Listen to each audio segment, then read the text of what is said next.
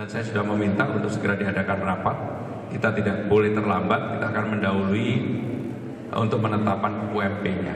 Karena memang angkanya kan sudah ada range-nya, sehingga dengan demikian tinggal di range itulah dicari jalan keluar antara pengusaha dengan buruh.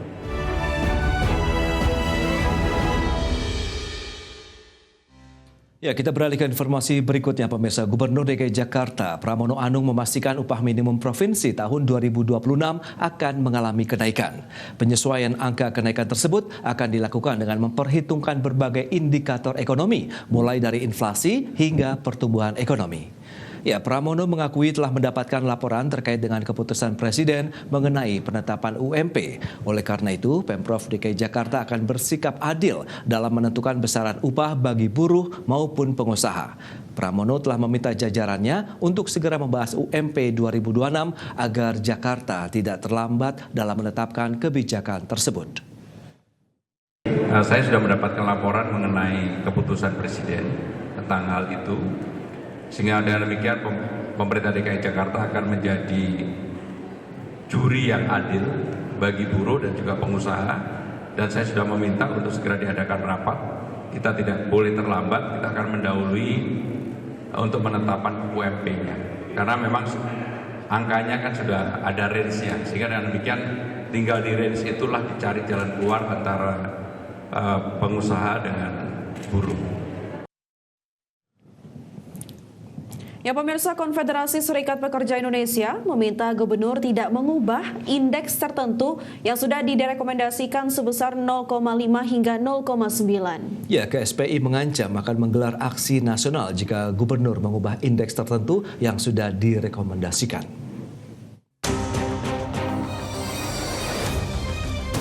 Konfederasi Serikat Pekerja Indonesia atau KSPI mengancam akan menggelar aksi nasional dan demonstrasi besar-besaran secara bergelombang jika gubernur mengubah atau menghapus angka rekomendasi Dewan Pengupahan.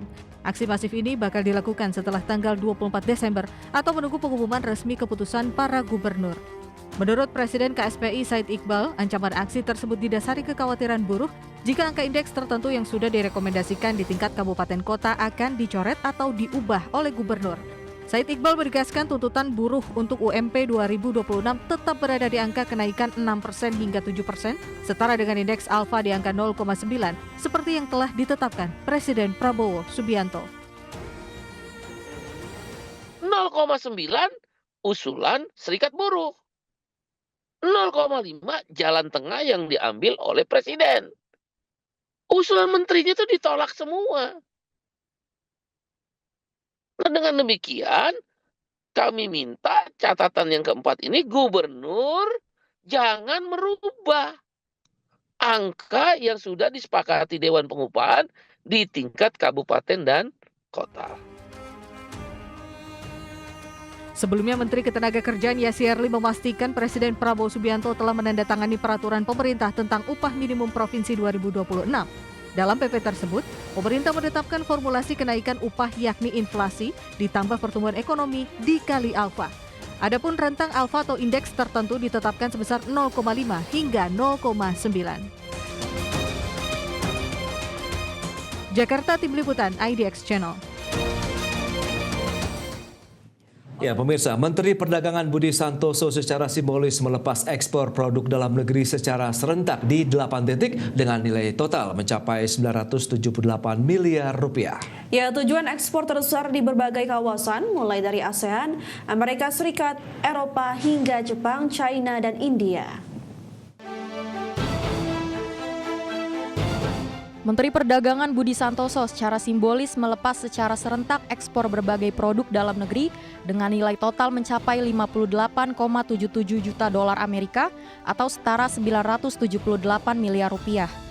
Ekspor ini dilakukan oleh 31 perusahaan yang dilakukan secara serentak di 8 titik di 8 provinsi di Indonesia.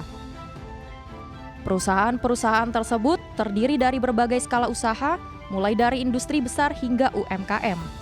Komoditas yang diekspor mencakup produk manufaktur, produk kreatif, komponen elektrik, panel surya, hingga produk hasil perkebunan dan hasil laut.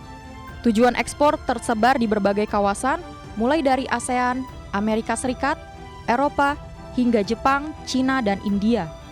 Jadi hari ini kita melakukan pelepasan ekspor di 8 daerah, di 8 titik dari sejumlah 31 perusahaan. Nah, sekarang kita pusatkan di Jawa Barat, khususnya di PT Dinso Manufacturing Indonesia, yang kebetulan PT Dinso ekspor ke beberapa negara ya, seperti ASEAN, Amerika, dan juga India, Eropa, dan Tiongkok. Ya, alat-alat atau motor-motor untuk mobil, termasuk tadi di sini memproduksi wiper. Untuk mendorong kinerja ekspor dan mempromosikan produk-produk Indonesia, Kementerian Perdagangan juga telah menyiapkan penguatan promosi melalui perwakilan perdagangan di luar negeri, termasuk Atas Perdagangan dan Indonesian Trade Promotion Center atau ITPC. Dari Kabupaten Bekasi, Jawa Barat, Didit Junaidi, IDX Channel. Pemerintah menetapkan peningkatan alokasi kredit usaha rakyat atau KUR pada tahun 2026 menjadi 320 triliun rupiah. Alokasi ini meningkat dari tahun 2025 yang sebesar 286 triliun rupiah.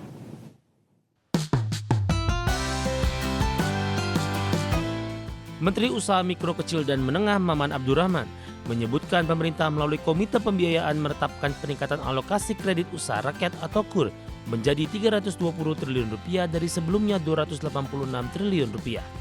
Langkah ini diharapkan memperbesar pengusaha kecil di tanah air untuk mendapatkan akses modal dengan murah. Terlebih, Maman menegaskan penyaluran KUR di bawah 100 juta rupiah tidak menggunakan agunan atau jaminan.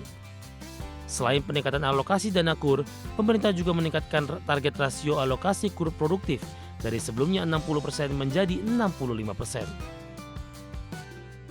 Target yang diberikan oleh Komite Pembiayaan kepada kami Kementerian UMKM untuk tahun 2026 juga udah cukup luar biasa besar. Pertama dari sisi jumlahnya sekarang menjadi 320 triliun, 2026 nanti menjadi 320 triliun. Kalau 2025 ini 280, nanti 2026 itu 320 triliun. Jadi ada penambahan sekitar kurang lebih 40 triliun. Menteri UMKM Maman juga menambahkan saat ini pemerintah juga tengah membahas adanya perkuatan sektor-sektor prioritas di tahun depan dalam mendukung pertumbuhan ekonomi, di mana selain mendorong sektor pertanian, peternakan, pemerintah juga akan fokus pada penguatan sektor ekonomi kreatif dan pariwisata. Dengan mendapatkan akses pembiayaan, para pelaku industri kreatif dan pariwisata diharapkan dapat menggunakan intelektual propertinya sebagai agunan. Dari Jakarta, Ade Firmansyah, IDX Channel.